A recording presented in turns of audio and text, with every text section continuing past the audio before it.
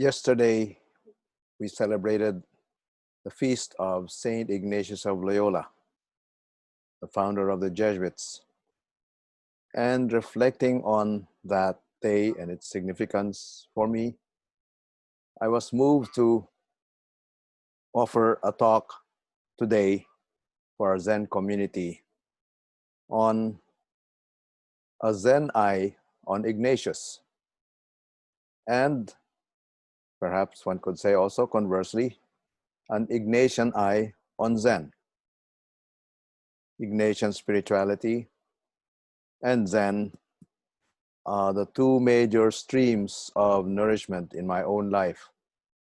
And I would like to just pay tribute to one of those pillars, one of those streams that have entered into my life that I am totally grateful for, that has also somehow become so much part of me, just as Zen has become so much part of me. To recall an image given by my dear friend Susan Postal, a Zen teacher in Rye, New York, who passed away some 10 or 15 years ago. She said that for her, Zen and the Christian message are like two sources of ivy. There are two ivies that are providing nourishment for her and mixing in her bloodstream and mixing into her being and making her who she is. These two sources for her, Zen and the Christian message. So for me, of course, the Christian message, but on a more specific way, the Ignatian way of living that Christian message has been a major source of nourishment, as Zen has been. So I would like to offer some pointers that hopefully may invite others to take a look at what Ignatian spirituality may offer to shed some light on our Zen practice. And as I mentioned also, how our Zen practice may shed light on Ignatian spirituality. Ignatian spirituality is now practiced by so many people around the world. Not just the Jesuits, the religious order of men that Ignatius established in the 16th century and has flourished, and there are now, from what I hear, about 16,000 in the world. When I myself was a Jesuit some 30 or something years ago, the figure I had heard then was 36,000. So it has declined in numbers. There are many more so-called ex-Js like myself than actual serving Jesuits. And a group of us ex-Js have bonded together in the Philippines, and we are sharing our stories and receiving inspiration from one another. But that's just a personal aside I'd like to mention here. But for our Zen pointers, what can we learn from Ignatian spirituality? First of all, looking at the human being named Ignatius of Loyola, he grew up and spent the first part of his life up to his early or mid-30s even as a very confident and self-preoccupied and ambitious person. He wanted to excel in all things, and at that time what was available to him was the military arts. So he became a soldier and rose in the ranks, and with that he also was invited to court and escort the ladies in waiting and so on, and that gave him some sense of exhilaration in being able to do that and being honored at court and being honored also for his military exploits. So for that part of his life, he was really centered on his own ambition, how he could become somebody that people admired and somebody who would be secure in life and would leave a lasting military or court legacy. And then came an interrupt. He was wounded in battle, and that wound kept him on a hospital bed for many, many months. And with that, he was given an opportunity to look at his own life and examine what this is all about. So for him, that opportunity to just be able to look within himself and look at his own life was a turning point that allowed for him to become the person that we know in history as Ignatius of Loyola. Otherwise, he would have been just known as some soldier who lived during that time in the 16th century and may have excelled in some military exploits, but that was that. But somehow this interrupt in his life, this time when he was given the opportunity to ask himself, what am I really living for? And what is it worth? What is worth living for? What is worth giving this precious life for? So just to give a brief note on what happened, at first he was anxious for the time when he could come back, when his leg would heal and he could come back to the courts and imagine himself doing more military exploits and doing more um, things that would be recognized by the nobilities, that would give him honor and so on. But in looking at that, he felt a sense of emptiness, a sense that that was really not so satisfying after all. He may have gotten the sense that made him doubt all of that and made him ask, is that all there is? Surely there must be something more. And what happened was some people gave him some things to read, and among them were lives of saints and also a biography of Jesus. Looking at the lives of saints, somehow in reading them, he felt a certain sense of excitement. He sensed that these people that he was reading about in this book of the lives of saints were living not for themselves, but for something much bigger, for something that enabled them to give themselves to people and to the world as a gift to the world. And so he was attracted by that.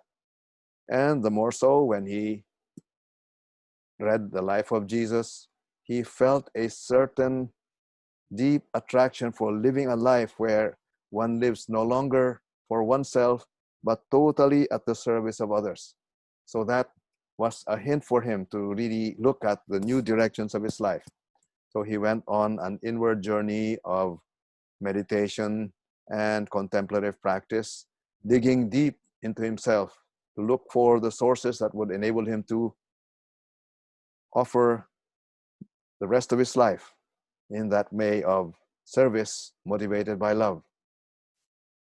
So with that, then the end result was that after some months and years and a few years of exploring, continuing to check in with his inner self and continuing to be able to look at the world and see what the world needs, somehow he came out with a new way of life, a way of life where he was no longer concerned with his own ambitions and his own glory, but a way of life that fired him up whenever he saw that there were needs in the world that he could help in offering himself. So now his life was no longer centered on his own little self, but centered on how he could give himself in service to the world, motivated by love. So the question there is, what happened in those intervening times when Ignatius turned within and from that ambitious and self-preoccupied human being came out as one who now was ready to give himself totally as a gift to the world, in service to the world, motivated by love? We could look at his life and see that this inward turn is what made for that difference. And he left us a record and a set of guidelines for those who would like to undergo such an inner transformation also. And what he left us was what we know as the spiritual exercises of St. Ignatius. All Jesuits have to undergo this in their early part of their training. So when I was in the novitiate, we were guided into a month-long silent retreat to enter into the inner realm following the guidance of Ignatius. Now, if we look at our Zen practice, that is precisely what we are being invited to turn within and find within those sources of infinite life and infinite peace and infinite joy that can empower us to live a life no longer centered on ourselves, but now to live our lives as a gift in loving service to others. What Ignatius discovered was what we can call that inner core of our human being, that spiritual dimension of our human being, that is where we encounter the transcendent, we encounter the holy, where we encounter that boundless and infinite realm of who we are truly, that connectedness with what in Christian language is called the triune mystery, the God who is in three ways, who manifests oneself in three ways to us human beings, the Trinity. And that is what Ignatius discovered in a very deep mystical experience. So what did that mean for the rest of his life in discovering that dimension of the holy in that threefold manifestation?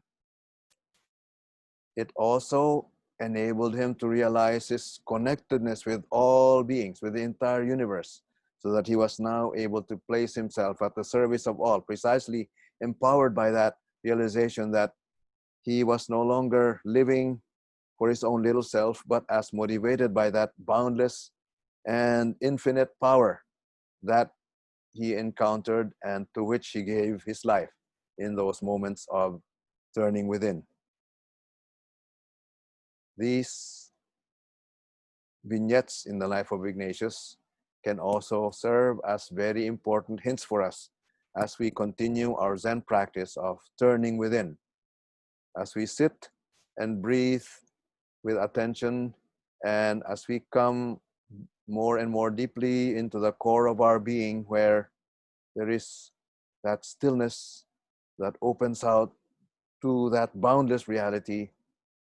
We are invited to take that plunge and allow that infinite reality to manifest itself and be seen in all concreteness. As the Heart Sutra guides us, each and everything that we can touch, taste, feel, see in this world of phenomena, this world of form, opens us out to that boundless and infinite realm, that world that in the Heart Sutra is called the world of emptiness, that shunyata, that zeroness, where that little self has now dissolved and it is now merged into that infinite and boundless reality. That's what Ignatius found. And of course, he gave it the vocabulary coming from the Christian background and Christian terminology. So there's a lot of theological nuance in what Ignatius says in his language. But as we also practice that same inward turn, we can read through Ignatius and be able to find that he's directing us to that same realm that Zen is inviting us to uncover and to explore and to embody in our own lives. What does that consist in? Some time ago, I was having a conversation with a friend who was very, very interested in what Zen was all about. So this friend asked me, well, when you sit in silence, when you sit there just in stillness, breathing in and breathing out, and your mind is calm and in the here and now, what happens? Tell me what that's all about. And the spontaneous remark that came from the heart as I was answering her was, it's just basking in love. Sitting there, just basking in the sunlight of love, bathing me with that power of love that affirmed me for who I am and affirmed everything for what they are. That's what our sitting can be for us.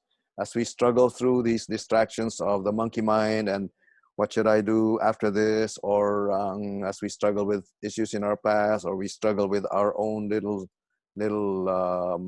issues in life, we can get distracted and deflected.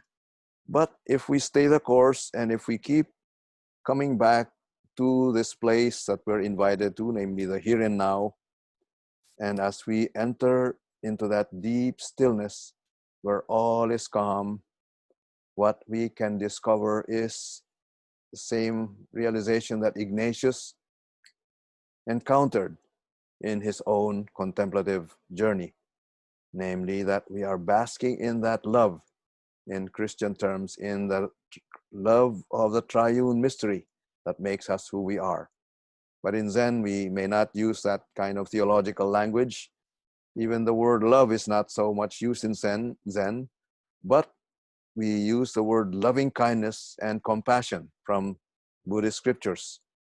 What oozes out of us is a sense of loving compassion for each and everything that is, because as we enter into that realm that opens out to the boundless, we realize that's who we are, that's who I am. Each and everything around us is no other than who I am. So there's nothing that is alien from me. And that is what basking in love can be for us. A powerful experience of just being there and knowing that you are beloved and knowing that you are connected and that each and everything that exists is none other than you yourself. And whatever happens to whoever exists in the world is happening to you yourself. So that's why someone who is sitting in Zen and who has really come to that place that Zen opens up for oneself cannot but be concerned with what's happening in the world, because that's who we are. And so we are now called to really offer our lives in alleviation of the pains of the world, in offering ourselves to help in healing whatever wounds that there are, and there are so many wounds. So that's the Zen life that we are called to live, a life not seeking our own little self, but precisely motivated in that love that we can find and discover and uncover and unleash in this experience of stillness. Then we simply follow the leadings of that love. Now, another point that we can learn from Ignatius is what is called discernment of spirits. We are faced with decisions in life as to what is best to do.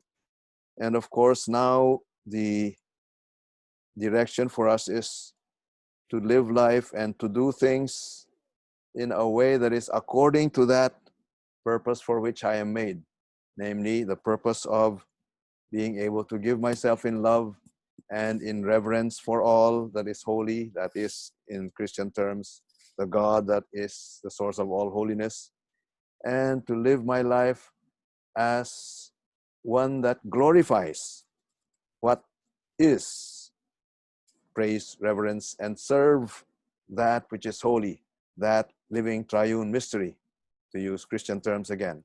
So in that regard, if I am faced with a decision, should I do this or should I do that, Ignatius offers us guidelines for going in the direction of that love. And I can explain this more in another forum, but just 3 pointers in that regard. If we are faced with a decision, should I do this or do another thing, 3 points to look at are whether choosing one way enables me to feel a deep inner peace and a sense of affirmation that this is the right way to go. And if it is also accompanied by a sense of humility, that it is not I, that it is not through my powers that I'm able to do this, but in all humility, with all the gifts that I have been given and with all my limitations, I feel that this is the way to go, then that is a second mark of assurance. And the third mark of assurance in discernment of spirits as to what is the right thing to do is whether this course of action or direction that I am called to take enables me to love more and to be more compassionate to others, and also to including to myself. So there's much more that I can talk about in this regard, but just to note that Ignatius may be a very, very helpful resource for us as we practice Zen, because just from our Zen resources, well, we are told it's fine, just be who you are and it's okay. And that is fine, 100%. That's precisely what we learn and we are able to experience when we sit there basking in love. You are okay just as you are. There's nothing you have to prove to yourself or to anybody. Don't just do something. Sit there and bask in that love that you are being poured, that is being poured out into you, and that is being offered to you every moment from all directions. That's what our sitting allows us to see and discover and feel. So hopefully our sitting can be more and more like that, of basking in love rather than struggling with our monkey mind. And somehow, if even a little glimpse of that can come, then we know that it is always there for us to tap and give us a new direction. Another point that I would like to offer for Zen to learn from Ignatius is the Ignatian spirit of doing more, magis. An Ignatian and Jesuit motto is for the greater glory of God, ad maiorem Dei gloriam. And the emphasis there is ad maiorem. What more can I do? Magis is also a Latin term that says, let's look for more that we can do and not just be satisfied with the status quo. Now, that seems to be a contradiction from what I just said. It's okay just to be who I am, and that's fine. Please listen to that. You don't have to prove yourself to anybody. You don't have to do anything that will be simply a way of enhancing yourself and so on for that purpose. But in being affirmed, in being who I am and being who we are able to find that total peace and acceptance of what is. But that acceptance of what is also leads us to open our eyes and see that there's so much more that can be done. And there's so much more that we can offer to the world beyond the parameters that we've already learned. I recall the last scene of the film Schindler's List, where this person who tried his best to help those Jewish friends of his and many more Jews from Nazi persecution by employing them in his factories and so on.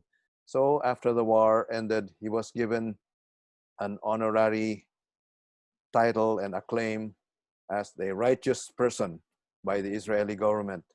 And at that point, when he was told that he was receiving this award, he broke down in tears, of course, of joy and gratitude, but he also included in that sense, it was also included in his tears, the fact that he said, but I could have done more. There were more that I could have saved. So there's always that dimension of the more that we are invited to consider in living our lives. Now, again, not as a sense of guilt or a sense of regret, but as a sense of inviting us to expand our horizons so that we can always go forth where no one has gone before. We may be satisfied with a certain pattern in our lives, and Zen may give us an affirmation in being satisfied with that pattern. But that is the last thing that Zen is intending for us to settle into. Of course, that affirmation that it's okay to be just as we are needs to also be experienced. But based on that, in realizing that I'm okay just as I am, then that is precisely what inspires me to expand my horizons of giving, expand my horizons of service, learn new things, learn new horizons so that there can always be that direction of the more, from infinite place of affirmation to a greater infinity, from infinity to infinity. That is a theme also that we can find in the ancient church writer Gregory of Nyssa, who wrote about our life toward the divine, or toward the infinite, as one of from glory to glory, never resting in what already is there, but always expanding that is to a greater and greater horizon of infinitude. So now, in this stage of my life, I have been blessed with so many things, having been 25 years as a Jesuit, and now out of the Jesuits and living the blessings of family life with Maria and our two sons, and now facing a time when maybe I need to step down from my current day job. I can just take it easy and relax, but somehow something in me tells me there must be more that can be given of this life that I still have to live. What is that? So that question now comes to me, and I have to again turn back to Father Ignatius, as we call him endearingly in the Jesuits, and see what more can this life give to the world that is so searing in pain. And each of us is also invited to that question: what more is there for me to be able to offer my life to? Not so much what more can I do, but how may I be able to expand my appreciation of this infinite horizon that I am and that I'm able to discover in and through my Zen practice. Thank you for listening, honoring Ignatius of Loyola, and also honoring our Zen tradition coming from the Awakened One, who affirms us that we are infinite, we are boundless, and yet that boundless reality that we are cannot just stay in that ethereal realm of boundlessness, but must come home and reclaim this embodiment of ours, this body of ours that is subject to old age, disease, and death, and yet in and through that, to shine in glory and give ourselves as a gift to one another and continue in a world that is timeless, with full of, that is in a way that is full of gratitude, and as a precious gift that shines among the jewels of everyone else in this universe.